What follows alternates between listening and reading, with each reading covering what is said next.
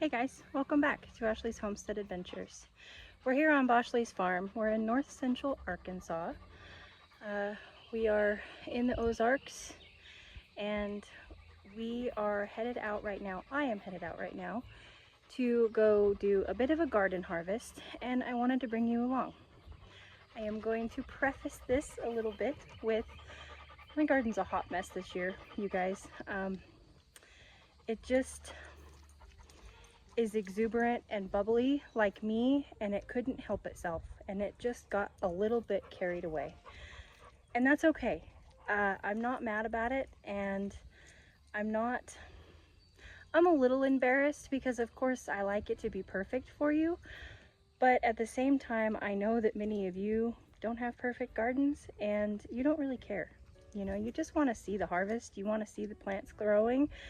And you're here to learn, or you're here to be entertained, or you're here for reasons that I don't know. So my garden's a hot mess. There are problems. There are weeds. There are things. We're gonna get into it. But you know, in June we're still harvesting cold crop things as well as warm crop things, and yeah.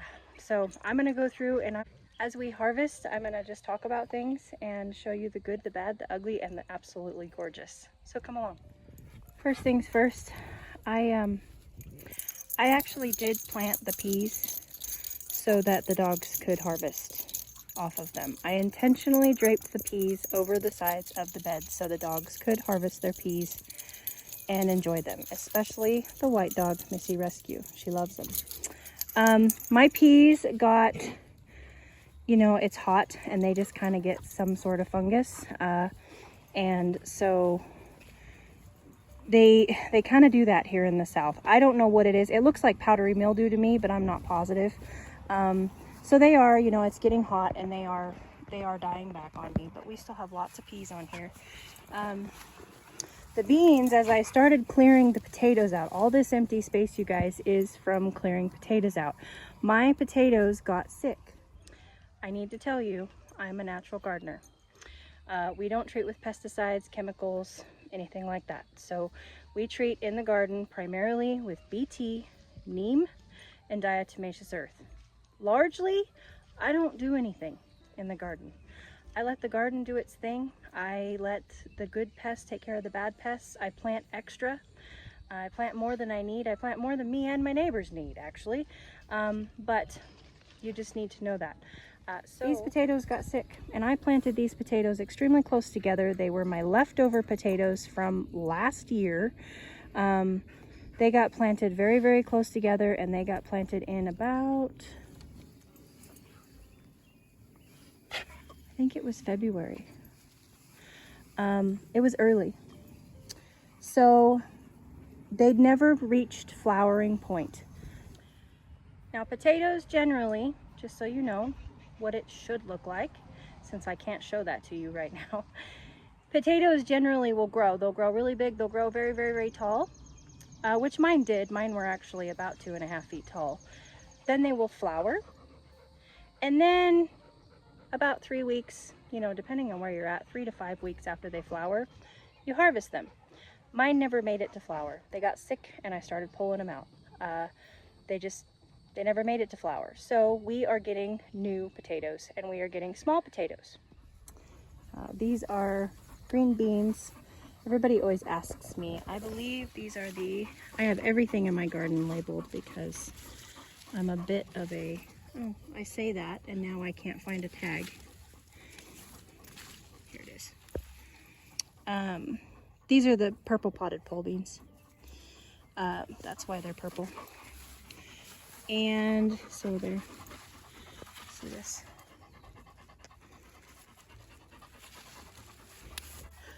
I don't know what these are. We got lots of these also. That's beautiful. So this is what we're getting potato wise. It's not horrible. And we do have some discoloration on some of them because they just didn't, the soil settled. I didn't get them mulched, and so we do have some that have a little bit of green on them, but that's okay. So I'm just digging around in here. There's a lot of really, really little potatoes. And that creates, you know, sometimes it creates potatoes just growing again. And that's okay. Remember to be gentle when you pull your potatoes. The skins are extremely fragile. That's why we call them new potatoes. So the skins are really, really fragile. I don't want to do it on that one. Here's a little one. I can feed this to the dogs. See how I'm not pushing it all, you guys. I mean, I just did that with my finger, just rubbing it. Takes the skin right off. So the skin is not formed or aged, and that is why we set our potatoes out to dry and cure, so that the skin gets tough and can protect them. But these are new potatoes, and they are delicious. So I am going to go through here and I'm going to harvest these potatoes with you. I have a basket. Got my other basket in my hand. There we go. Okay. Now I can focus on what I'm doing here.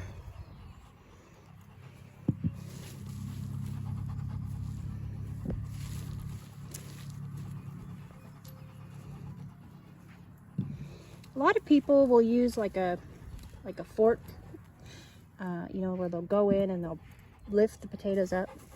I just really like digging in the soil for my potatoes. You guys, it's like Christmas in the garden. I mean, it's just, I don't want anything in between me and the soil and my new potatoes that I'm finding that are like buried treasure. So everybody does it a little bit differently. I like to do it with my hands. So yes, my hands get filthy dirty, but I don't care. Growing big here. Look at the size of that worm. They scare the bejesus out of me every time because I don't know if it's a snake or a worm. That's how big they are. They're monstrous. Look at these things. And they are wild, crazy fighters. Look at that thing. Here you go, buddy. Go be happy. Quit scaring me. Look, this is what they do. They just come popping up out of the ground because they can feel me work in the soil.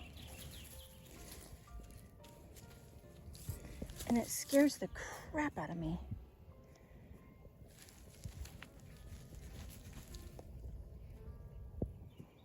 I unearthed that guy, but... And I'm being very careful. These are the stalks to my great big sunflowers. These are my mammoth sunflowers that volunteered. So I'm being very careful around the stalks of them.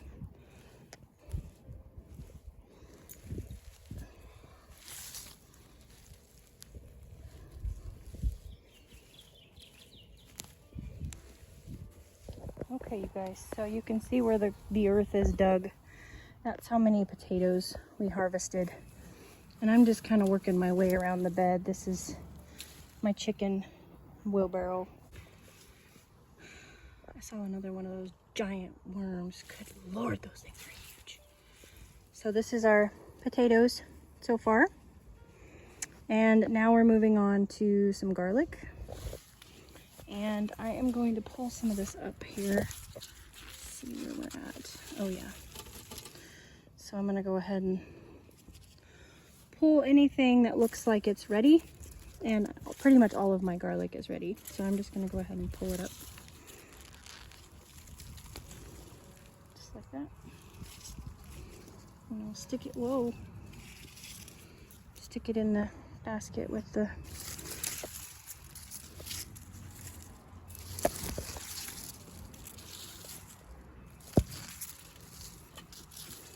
be kind of careful here. That's a leek, I believe. Look at that big old cobweb.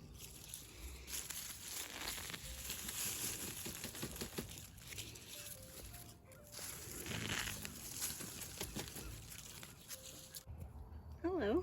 Woofy.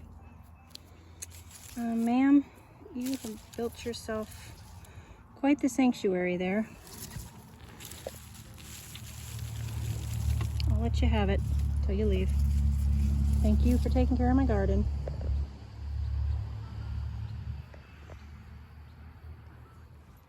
Another part of natural gardening that is not for everybody. As long as it's not a brown recluse or a black widow, it can have that one garlic plant. I have a lot of garlic to harvest, you guys. I have plenty of room. She can have that one. It's not for everybody, and I will not place any judgment on anyone who does not agree, but I believe in an ecosystem in my garden, therefore she gets to stay. This is an onion that has gone, you follow the stalk all the way down. It is an onion that has gone to seed. That is also an onion that is going to seed. This is what it looks like. You can actually buy these. They're called alliums, and you can actually buy them, and you are not a good bug. Oh, there's a whole bunch of you on there. Huh. You can actually buy them and plant them in your flower gardens. But I am going to let some of my onions go to seed this year so that I can save the seed. So I'm just letting them do their thing. And it is kind of like awkward because, let's see if I can get, it is sticking way out there. But that's okay. We're just dealing with it for right now.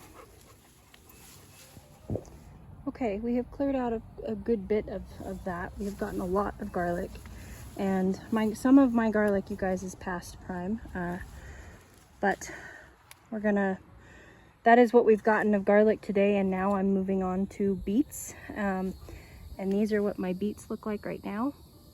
Some of them are not necessarily ready, so I'm gonna leave them and let them grow, but as you can see, some of them are quite large, so I'm just going to leave the littles and harvest some of the decent sized ones. And as you can see, my baskets are pretty much full, but I'm going to harvest some beets here to roast up. Look at that. Oh, I don't know what you are, but you're dead now. Eaten alive. All right, a small one, but I like them better smaller. So,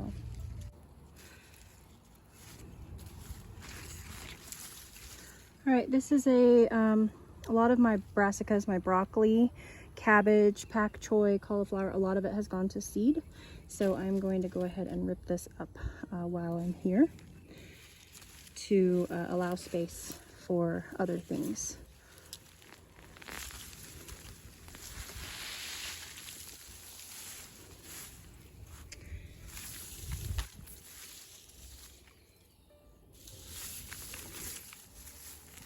I'm weeding while I'm at it.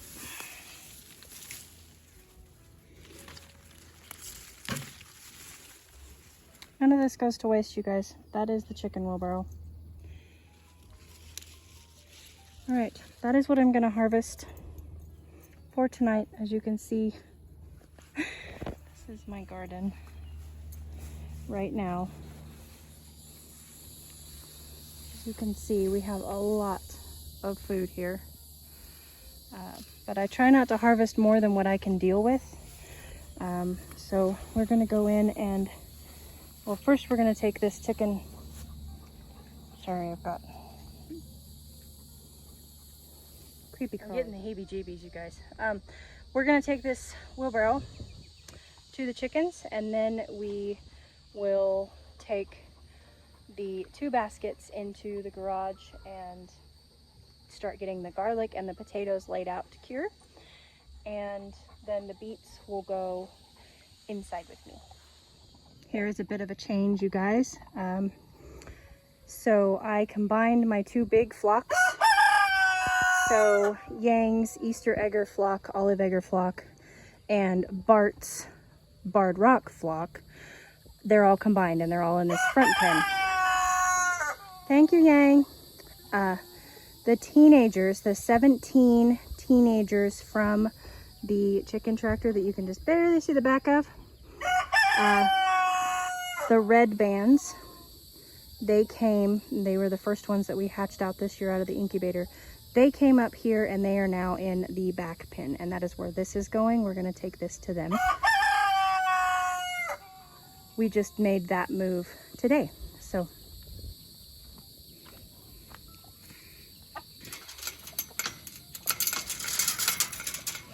All right, ladies, let me in. You're the troublemaker, young lady. Let me in.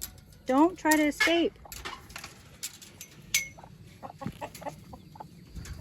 right, I have to watch him because he has started taking after me.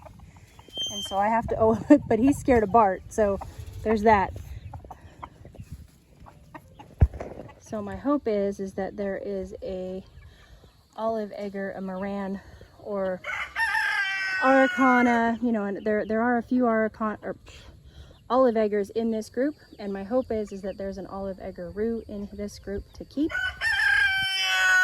And then Yang will be getting butchered with the first batch of meat boys. I know that sounds harsh, you guys, but I don't have any tolerance for mean roosters. I don't have much tolerance for mean animals, period. You know, we're good to our animals here and they have a good life, and I just don't. Mean roosters, we like to do farm tours. We like to let the kids come in and, you know, be a part of the chickens and feed them treats. And if I've got a rooster that's attacking, it's just not good. They can seriously injure you. And not only that, but it just, I mean, I have to watch every move I make inside the coop, and I don't like that. So, sorry, Yang. Well, it has not taken these guys long to figure it out. They cannot wait for me to get it dumped. They are trying to take it out of the wheelbarrow themselves. All right, let me get it dumped.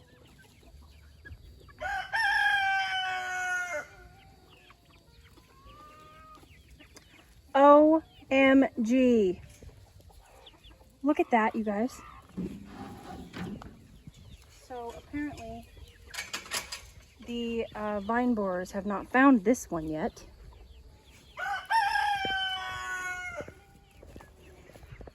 That's a volunteer squash from feeding the chickens. Squash. Could be zucchini. Who knows? All right, you guys, enjoy your snacks. Okay, here are the new potatoes mixed with the other potatoes that are here curing. My garden dog is shopping for beets, apparently.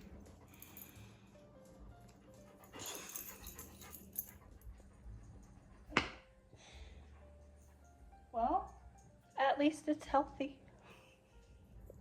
Anyway, you can tell the ones that are new, they're darker, they've got the new dirt on them. And then here are the ones that I harvested a few days ago. And here's our garlic that is already drying. And then the garlic that we have harvested today. And eventually this will all get braided and or cut, cleaned and cut. And you know, this is only the first step. So looks like I've got a little tiny bit room left on my table before I've got to start doing something. And then of course my beets, what are left of them, I'm gonna clean those up and we'll get those taken in. I had no idea you were a beet fan. I guess you didn't either. But she's just mowing down on it.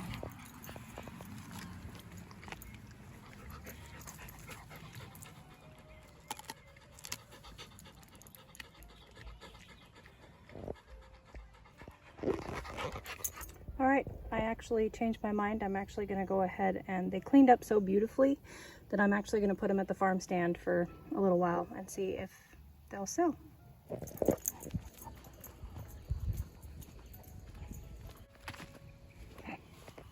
Update, look who's back out on the farm, the boss. She's feeling much better.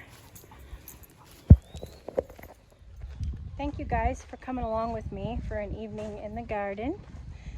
I hope that you enjoyed the harvest, and I hope that you had a beautiful day. I will catch you on the next one. Yours truly.